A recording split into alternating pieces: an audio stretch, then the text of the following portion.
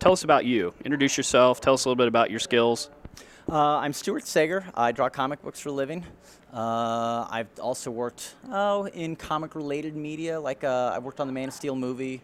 I've did video game artwork for the Thief of Thieves comic for a video game that Microsoft was making. But a lot of the work I've done has been either superheroes or superhero-related things. Okay, so like specifically drawing and storyline, or like what kind of things do you do exactly?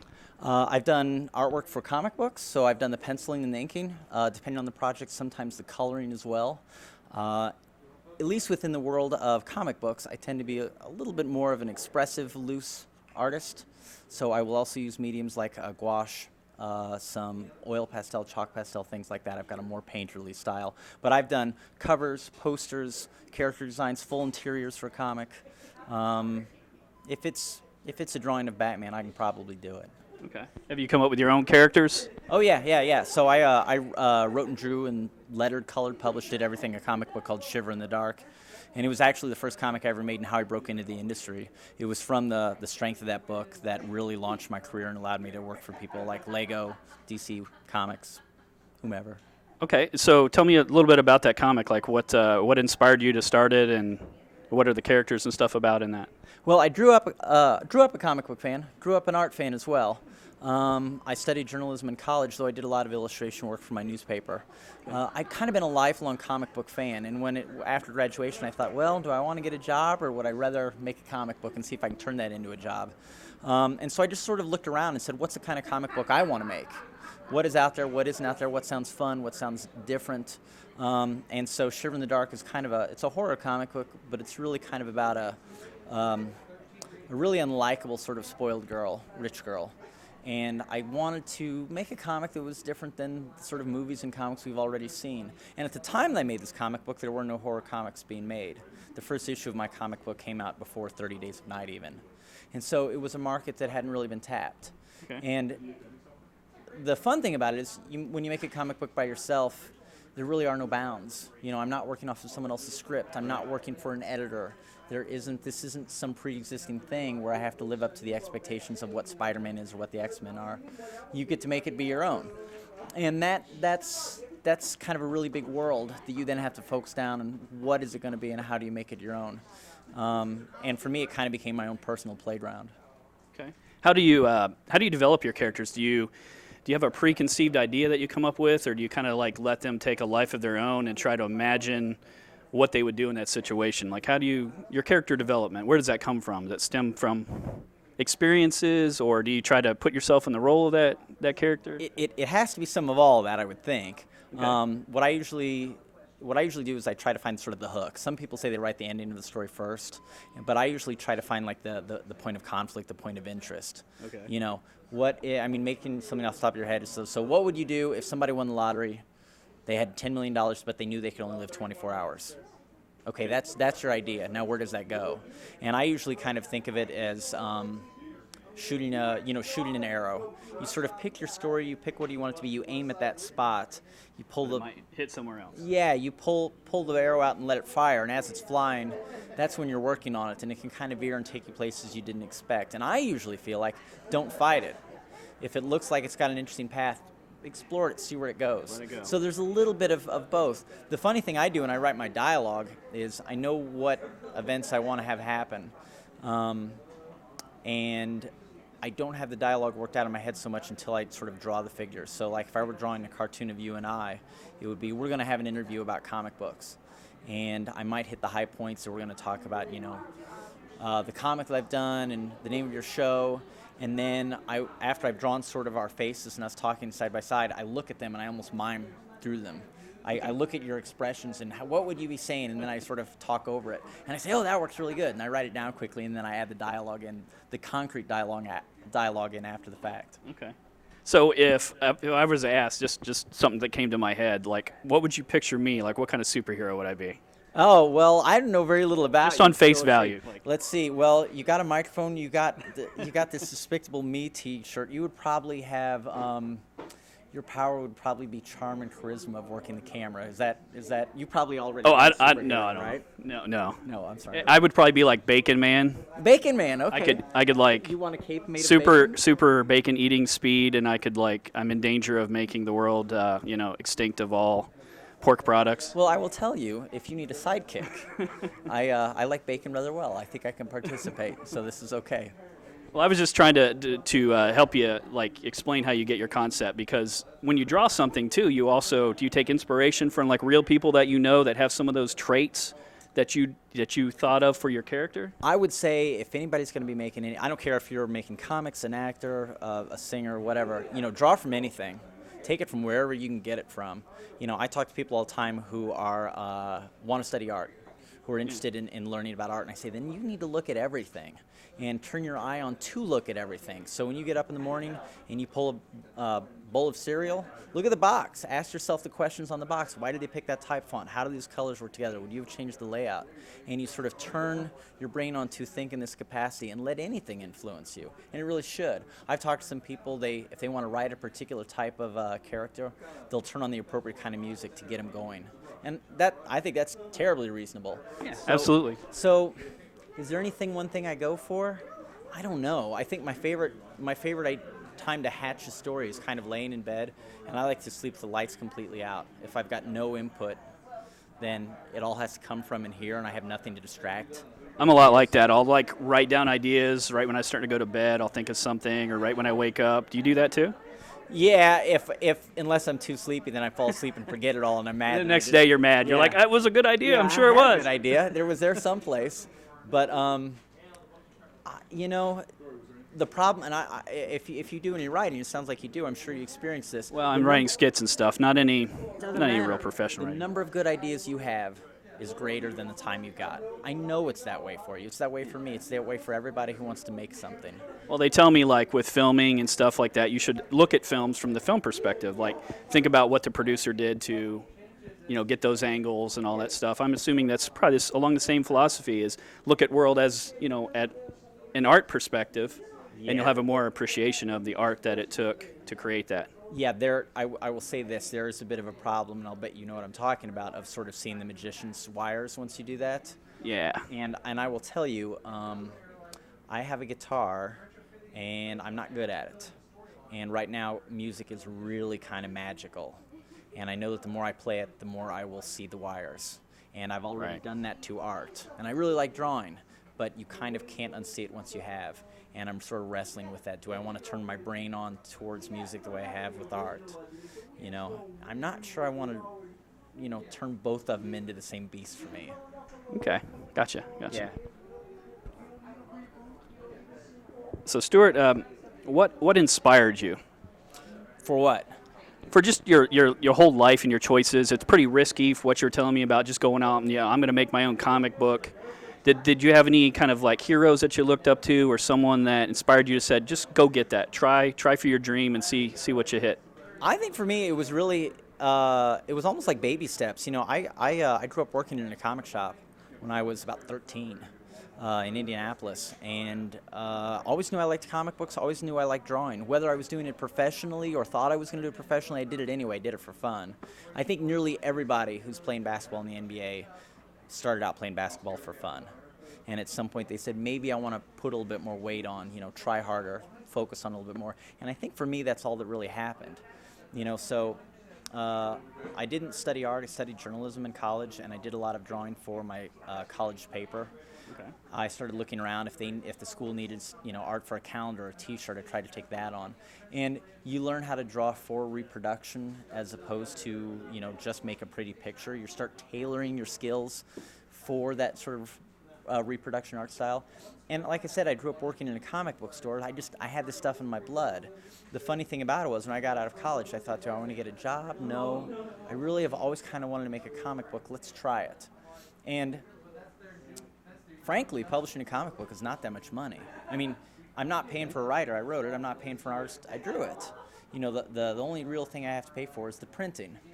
And, well, I had that comic book collection that I had saved up. And so for me, that was the hard Sold part. that to fund it.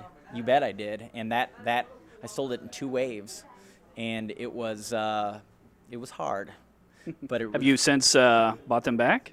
Some of them, yeah. Mm-hmm. Some of them you can't. They're just, you have some things and you know they're gone. But I'll tell you what, they opened the door to this whole new world of this thing that I get to be a part of now. I mean, before there were comics I loved and I sort of got to be a part of the industry as a fan, and now I get to be a part of the industry as both a fan and a pro. And that's really exciting. And if I had the chance to do it all again, I absolutely would. But there is that point where you say, okay, am I going to do this or am I not going to do it? And at some point, you know, you can, it's kind of like swimming in that, you know, you put on your suit, you get ready or whatever, and you're standing by the edge of the water, and until you jump in, you're not swimming.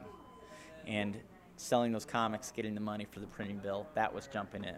Gotcha. And then you find out if you can swim. And luckily I did all right. So what were the sticky points? What were points that you were surprised about? Like, is there anything you could tell yourself back then that, you know, you found an easier way after you'd already went the hard route or anything like that?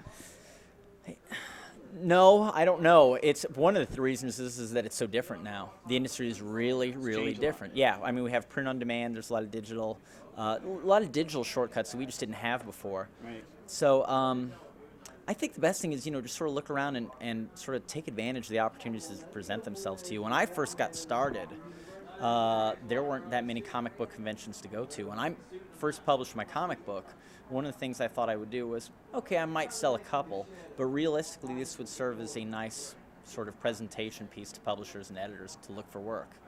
I didn't expect the thing to sell well. I happened to be, the first show I ever did was a Wizard World show where some representatives from Diamond saw the book. And I kid you not, to all the people who know a bit about Diamond, this is true. They said to me, we've never even seen this. Have you submitted this to us? And I said, no, I didn't know if you'd be interested in being an independent book. And they said, well, we think it looks great. Well, yeah, we'd love to have it. You know, and that blew my mind. So immediately I had the thing distributed just because Diamond was willing to take it. Yeah. And that's one of those stories about, you know, try all the outlets. You might be thinking in your head, they'll never publish it, but got to give it a shot, right? Absolutely. And if you never try, the answer is definitely no. Right. That's just it. You can't hit the ball if you don't swing the bat. But I will tell you, you want to know when the nightmare was. For me, the nightmare was, well, 2 things. One was I said, I got to do this. And so I secured my table at the Wizard show a year early, and I hadn't started the book. So I gave myself a ticking time clock, had to get it done, and I made it, but it was close. And I put everything I had into it, and there was this big lead up to that day of doing that show. You know, did the show, came home, and it had this great sensation of, oh my gosh, I did it. You know, been working this for a year. And I didn't want that to be the end of things, but there certainly was a sense of accomplishment, right? I had finished what I'd set out to do. And I went home, and I checked my email, and I started getting these messages from fans, when does number 2 come out? And issue 1 took so much out of me. I just thought, oh my gosh, I got to do this. What now? You know, how many times can you climb this mountain? And if there is some advice I can give anybody, it's 2 things. One is that every issue you do after the first one is easier. First one is always the hardest. Okay. And then the most important piece of advice I can give anybody is make the first book the best you can at that moment. Don't worry about making it perfect. However well you can draw at that moment, however well you can write at that moment, get it done. And this was a lesson that a gentleman named Brad McPhee, who was a commercial artist, who really gave me some great advice. He was 10 years older than me and was a regular at the comic book shop I worked at, gave me some good, you know, advice to get me in the right attitude about this. And he said something to me that just sort of blew my mind. He said, I was talking about how I wanted to fix a panel or, you know, tighten this, that, or up, and he said, is this the only comic you're ever going to make? And I said, no, I hope not. And he said, then let's just get it done. This is your first one. Your first one's never going to be perfect. Let's get it done. You're going to learn from it. Your next one's going to be better. And that just made everything so much easier. Right. You know, it allowed myself to not be perfect. I could at least finish it. And like you said, I did learn from it, and the second one was better. And the third was better yet still.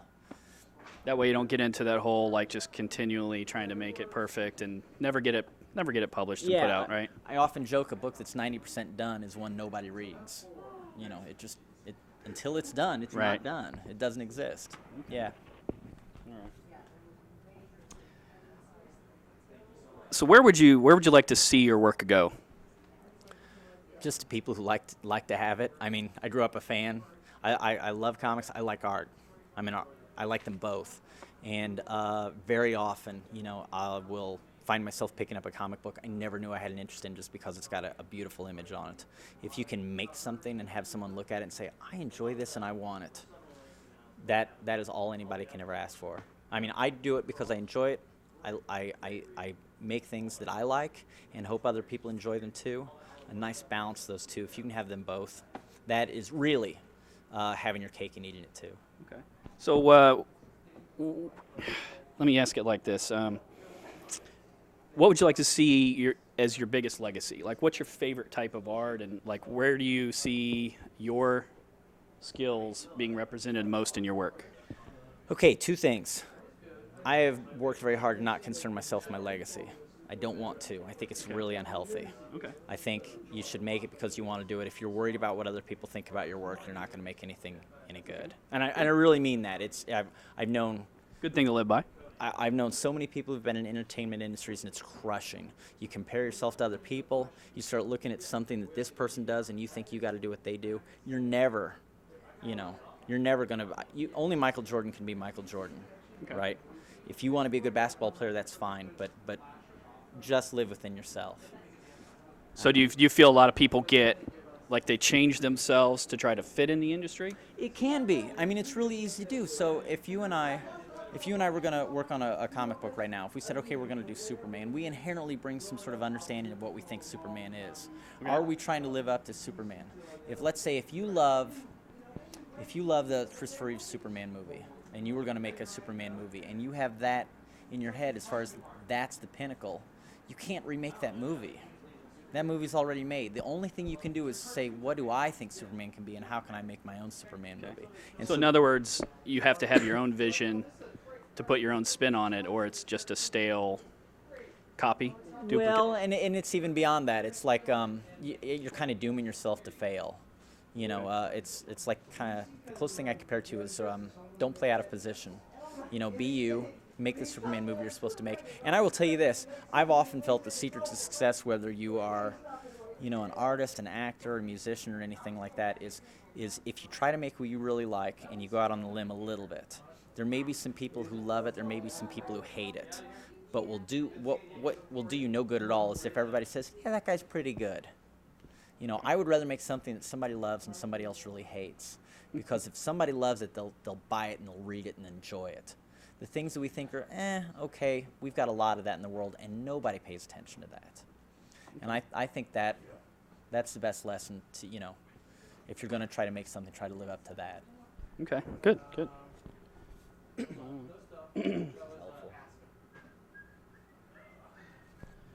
What's your favorite hero villain? Hero villain? Your hero villain. What's your favorite? Oh man! You said you grew up with comics and all that other kind of stuff. I grew up. Give us some of your loves and some of the ones that you find a little challenging, whatever. Okay, I grew up a Batman fan. Okay. But Adam West was my Batman. So I read him. I saw him when I was really young.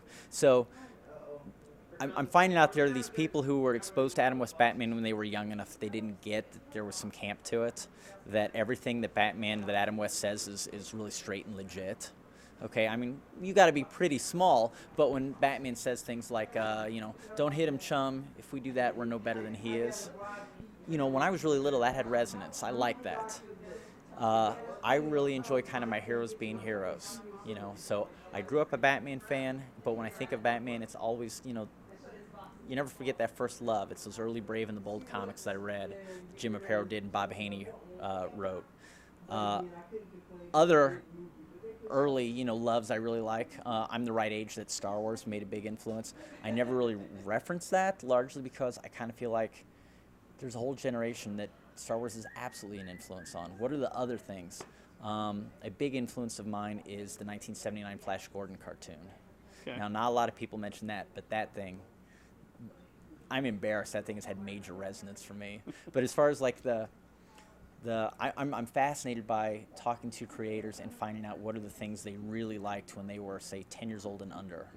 Because very often you can find this thing that maybe was never huge, and maybe they were only interested in it for 3 or 4 months, but they were so young and impressionable that it just echoes through all their work.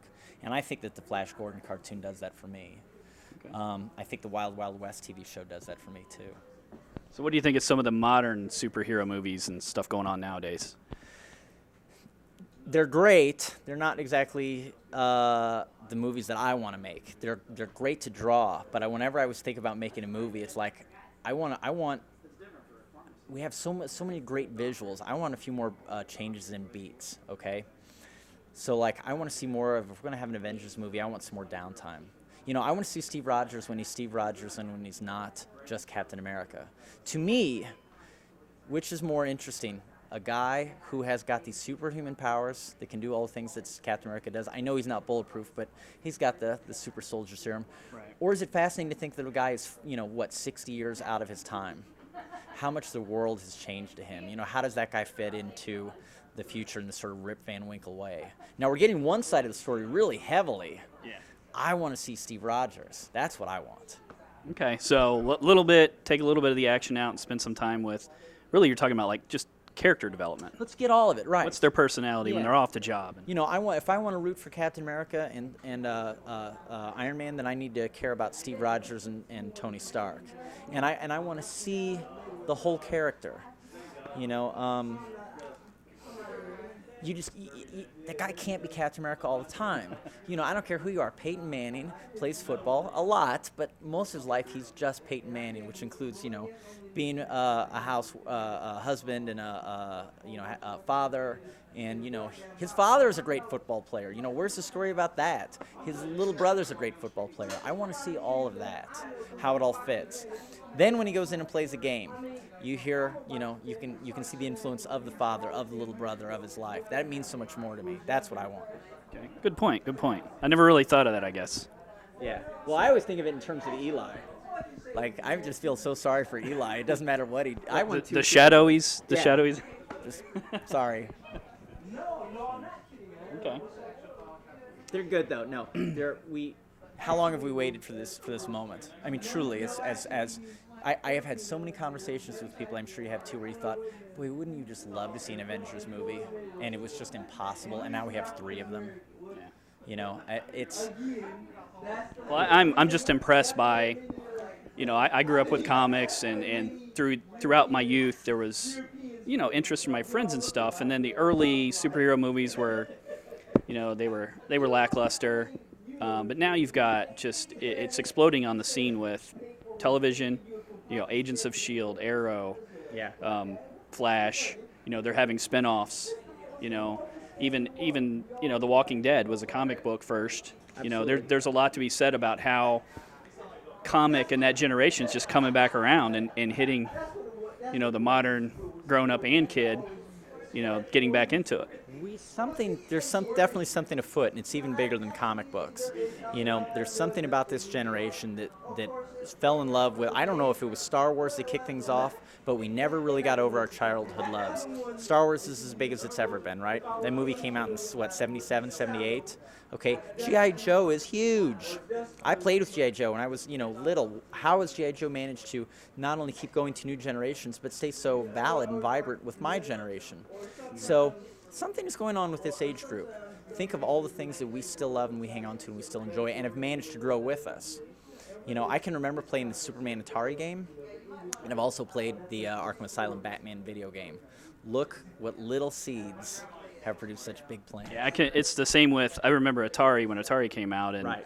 I think there's a strong bond between comics, the superhero movies that are coming out, video games. It seems like you go to Comic-Cons now and it's a lot of video games, isn't it? Yeah, I'll tell you what, I've had many conversations with people over the years where I've told them I draw comic books for a living, and they say, oh, I love comics. Virtually nobody tells me they don't.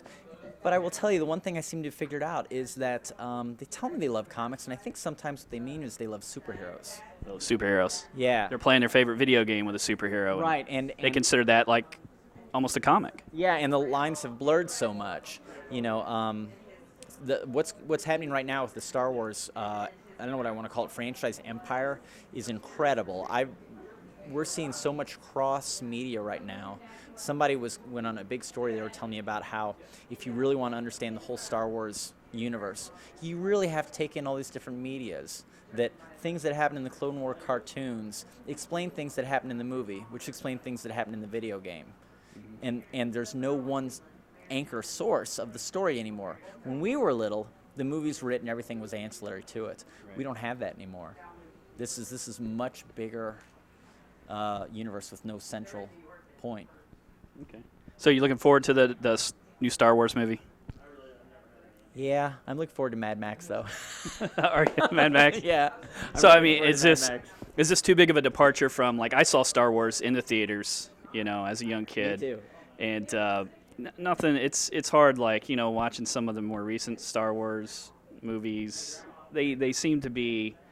I think it goes back to what you're saying about just a departure from what your expectations were, what you grew up with. And that first Star Wars is just defining for me. And it's hard to, Jar Jar Binks and all that stuff. It's hard to just kind of take that. It seems like almost like a different movie. It's like the Adam West Batman versus the modern Batman. It's like two different superheroes completely. Yeah, well, one of the things that's so tough about movies versus, say, comic books is I strongly believe that we sort of fall in love with our characters a certain way and we don't like to see them grow up or change. And that is sort of one of the wonderful things about Batman in the comic book is that he's never going to get old. Can't do that with Mark Hamill. You just can't. He's, if you want to make a new Star Wars movie, he's going to get old. He's going to get old. And now that gives you an opportunity. Yeah. You can absolutely do some interesting things with there, and I actually kind of like the idea of here. So we've got this new Star Wars movie coming out. I don't know anything about it, okay? But how cool is it if you can have this character who is Luke Skywalker, who, overthrew the evil empire, everything's in a wreck after it, but he's a Skywalker in one way or another, he's the son of Darth Vader, and he's kind of has to deal with that. Would I'm paranoid and say, maybe I've got some dark side in me and I don't know it? It'd be really hard to not second guess yourself. You don't even need to ever use a lightsaber again, but you're carrying a lot of baggage of your life and the namesake of who you are. I would love for this movie to just be him reflecting on what he did. Did he do the right thing? Did he, endanger his friends in ways he shouldn't have? Did he need to lose his hand? Yoda says, don't fly off, you're not ready yet, and he wasn't. Could he have made things better if he had listened? And he's got a lot to think about. I don't think this movie's going to touch on that, but I would love it. Probably not. I would love it. We never get reflection. Everything's looking forward. So it's in Disney's hands. Good thing? If they make a good movie, it's a great thing. I have no idea what they have planned. I do know this. I guess we'll find out. I do know this. You know the Star Wars characters well. I know the Star Wars characters well. I know we both have thought of good ideas for what we would do. There's no way they're going to do exactly what anybody wants. I want to try to accept it on their terms. And Lucas is out. They bought it completely. He said, hey, do you want me to help out? And they said, nope. Well, so who knows? Interesting to see what they do. Yeah, we are going to see what they do. But I think if anybody's smart, they'll take it on its terms. It's... Paul McCartney's always got a new album coming out. He is not a part of the Beatles. The Beatles aren't around anymore. If you're willing to listen to his album on his terms, you probably can get some good out of it. There's no way we're going to get 1970s Star Wars again. The moment has passed. Okay. Need to build a time machine. I'll take it. We can. Yeah, I'll take it. I know Star Wars was my first movie. Okay. Was it yours? It's Star Wars is the first one I remember seeing. It was my first. It was just so spectacular. I stood in line, and I can remember seeing some of those posters that are very, very valuable now. Yeah. I can even remember. I had that souvenir book. Yeah, it struck me because it was so, for the time, it was just so advanced with the sci-fi and everything like that. And like you said, it had a story in it that. I was like, these are cool characters. You didn't have that with anything. It didn't seem like back then. And then, of course, for years after, played with nothing but Star Wars toys and that kind of thing. It really is. It probably has led to a love of sci-fi. Oh, absolutely. for me, more than anything. And for lots of people, it's led to a hatred of sci-fi. I mean, there are a lot of older science fiction collectors who will say that's the moment it all changed. You know, if you're in love with old science fiction that really wants to ask, intellectual questions as far as, you know, what should people do, as opposed to Star Wars, which is a bit more of a fairy tale, you know, romp fantasy. It really changes things. So I think Star Wars is a bigger line in the sand than anybody really, you know, wants to give it credit for. I mean, I truly, you know, what have we seen that's as big as Star Wars as far as like capturing the public's imagination? Is the Beatles arriving in 1964 bigger than Star Wars? I'm really asking. I don't know. I can see it's a pretty big line in the sand. I was 5 and I went to see Star Wars. Certainly got lasting power. If anything, I mean, you think about just that. I mean, that shows that it's got some drive because, Absolutely. I mean, here we are, like, you know, what, 30? Yep. 30 years, almost. Oh yeah, and it's still being examined. It is such a line in the sand culturally in the United States. It is incredible. It had so many repeat views. It sold. And I don't think I've ever seen a time where Star Wars toys have disappeared from. Never. You know, even when there wasn't any Star Wars movies between, you know, the 70s and, you know, when they started making them again, you're like, well, there's still Star Wars toys in that. It's kind of imagine. I mean, it really starts to look like infrastructure. I mean, it's sort of hard to imagine. So, what is the first Super Bowl played in something like 1968? So, the NFL was around for a long time before there was a Super Bowl, right? But to you and I, there is no pre-Super Bowl, and there are huge generations that there is no pre-Star Wars for right now. I mean, we're seeing children coming to age that it has always been there. It is hard to think. You know, I can remember there's a comic collector I know pretty well who's 83. His name's Bill, and I've talked to him. He's been collecting his entire life, and I remember having this moment. I said, "Wait, you remember when Spider-Man was brand new? Like he was collecting before there was a Spider-Man. And what does that mean? And how does Spider-Man and Marvel coming along and being a thing change the outlook of comics?" And I remember asking him, I said, "So do you remember when it was new?" And I loved it. He just said, "Yeah, I remember that. It wasn't really my thing. You know, I was already into Flash Gordon, and my tastes were established, and the costumes were kind of different than I was used to, and the art was a little bit odd. And for him, it was just the next latest new thing that came out. I can't imagine comics without Spider-Man. Our point of view is so set in the world that we live through." Okay. Well, one last question. What would you ask you? Is there anything I didn't ask you, or that you think is important to say to someone that might be looking to get into the comic industry, or anything like that? I would say, boy, that's a good one. I think the thing is that I always encourage anybody that if they're all interested in making comics to do it, and I mean it all.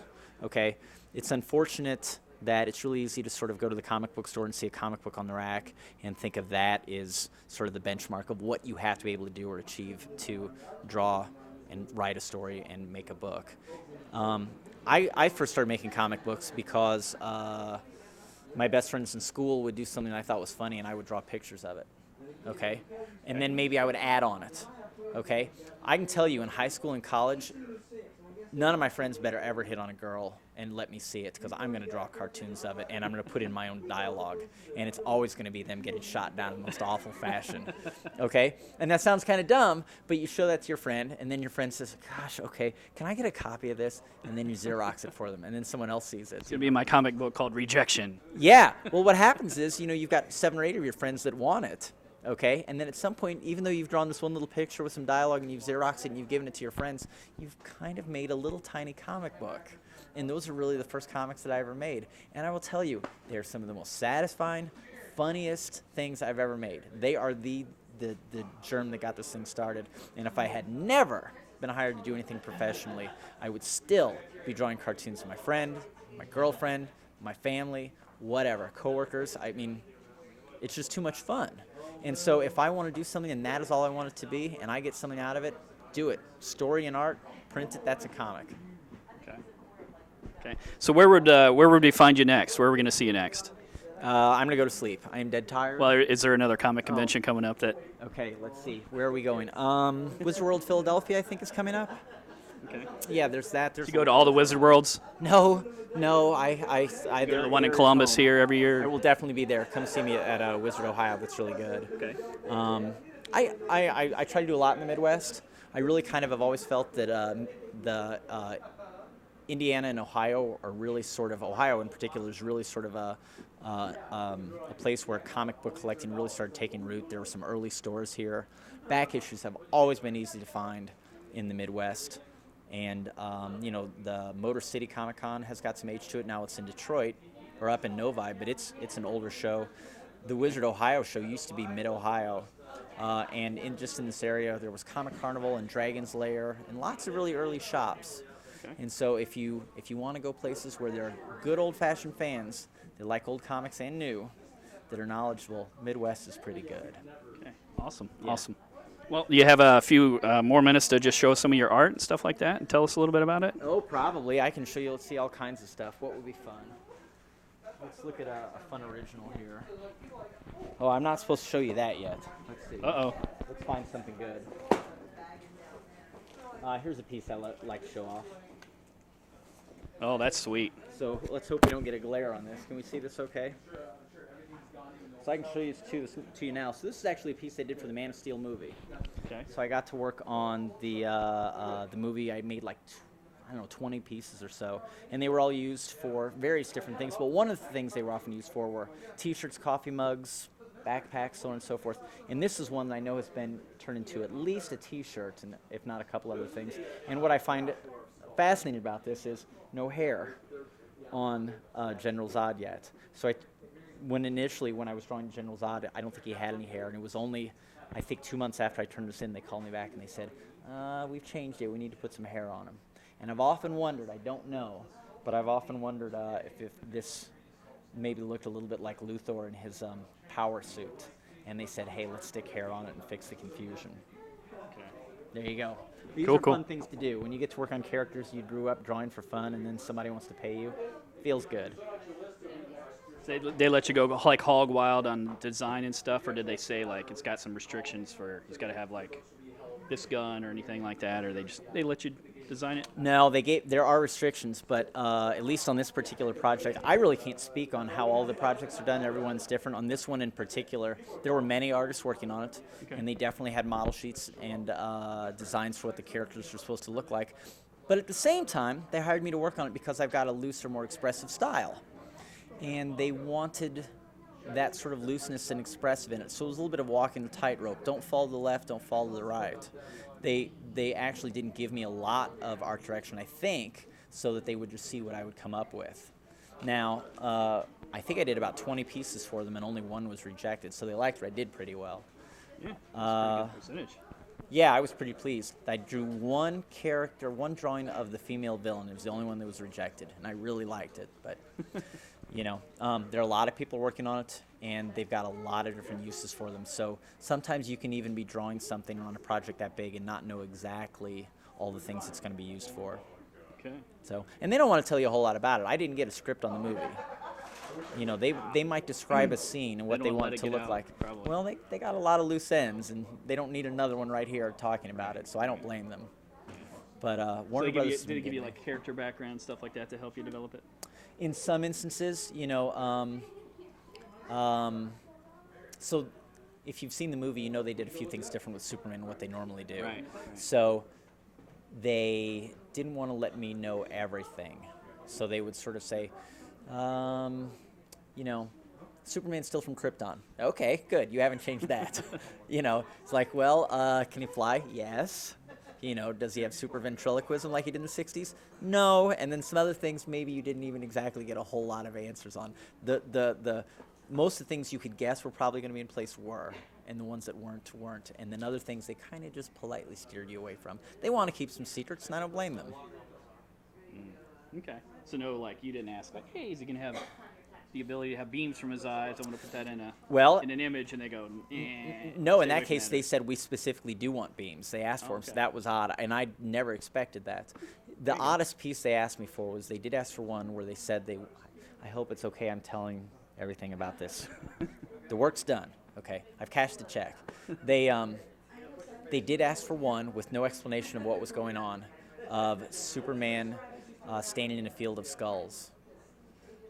And I thought, can you tell me more about this? And they said, nope. I said, okay, well, as you know, there's that sort of nightmare sequence in there. Right. Maybe it's some producer's kids like, I want to see a shirt with. Well, you never know. I mean, hey, who knows what the budget was? But so there's a nightmare scene in the movie, and it's Superman. The whole scene happens in his head. Okay, well now suddenly it makes sense, but they don't want to tell me that. They don't want that leaked. And if I don't know that, you can say, okay, I can draw that, but it's hard for me to imagine how I can see Superman doing this because I never envisioned Superman that way. That was a challenge. Okay, I got you. Yeah. And one of the reasons I'm not the only artist who was asked to draw that scene. And I think one of the reasons they want that is because they knew it's a difficult scene. They want to see how different people do it.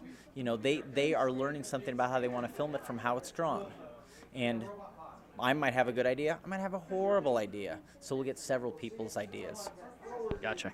Yeah. Anything else to show us? Oh. You got some beautiful stuff up there. What are some of your thanks. favorites? What are your favorites up there? My favorite is anything like this. Shiver in the Dark is a comic that I made. This is the first one that I ever did. Wrote it, drew it, colored it, published it.